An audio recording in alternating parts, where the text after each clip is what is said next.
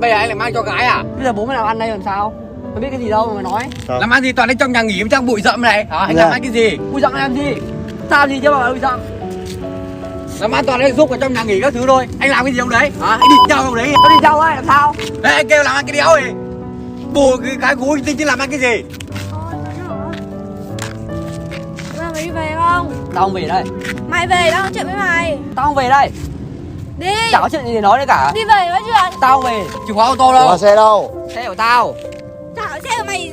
Bố mày đã giao quyền xe làm sao? Mày mang Này. xe tí mày bán nốt xe đi. Bán làm xe gì tao nữa. Kim. Tao có xe của tao, xe tao đi làm.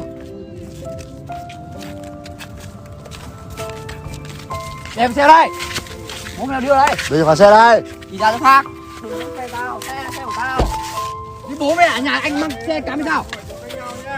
Cháu với nhau đâu ạ. Mấy bạn lại cứ lấy cháu này, lấy chìa khóa xe cháu này. Bố áo thiếu xe đây. Bỏ ra.